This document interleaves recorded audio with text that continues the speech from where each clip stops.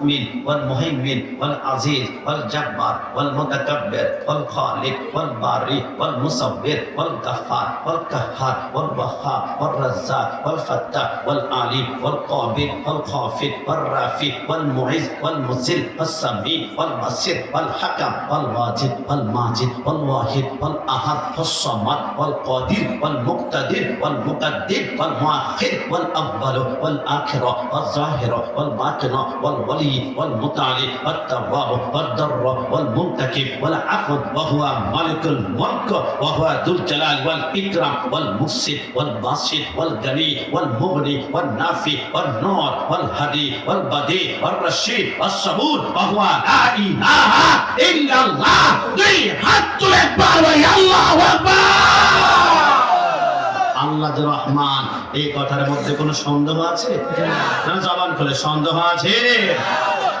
আপনাদের ঘরের পাশে পেঁপে গাছ রোপণ করলে 2-3 দিন পেঁপে গাছের গোড়াতে পানি না দিলে 3 দিন পরে পেঁপে গাছটা কিন্তু মৃত্যুবরণ করবে। আমি গত বছর প্রোগ্রামে গিয়েছিলাম রাঙ্গামাটি, অসংখ্য পেঁপে গাছ দেখলাম পাহাড়ের ছিপায় ছিপায় গোড়া থেকে আগা পর্যন্ত হাজার হাজার পেঁপে ধরে আছে।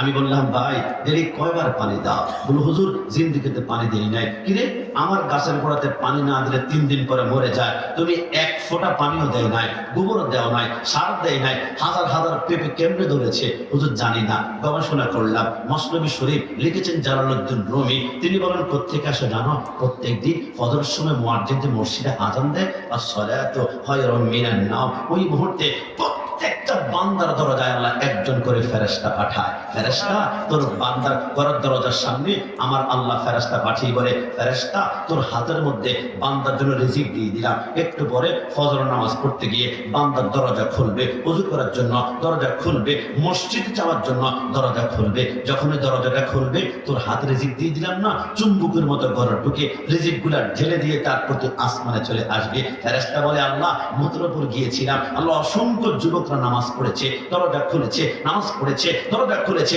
রিজিকগুলা ঢেলে দিয়ে আসলাম, কিন্তু আল্লাহ 7টা বেজে গিয়েছে, অনেকে ঘুম থেকে উঠে না, 8টা বেজে গিয়েছে, দরজা খুলে না, 9টা বেজে গিয়েছে, দরজা বন্ধ, 10টা বেজে গিয়েছে, দরজা খুলে না, 11টা বেজে গিয়েছে, এখনো ঘুমে পড়ে আছে, দরজা খোলে না, খোলে না, খোলে না। এখন আল্লাহ আমি কি করব? রিজিক নিয়ে কতক্ষণ দাঁড়িয়ে থাকবো? আমার আল্লাহ বলে, আমি রহমান, 7ম আসমান উপর থেকে রিজিক তার ঘরের দরজার সামনে পর্যন্ত পৌঁছিয়েছি। এখন যদি বান্দা দরজা না খুলে কিচ্ছু করার নাই। ফেরেশতা একটা কাজ করো, যারা দরজা খুলে নাই, তোমার হাতের রিজিকগুলোকে এবার 2টা ভাগ করো।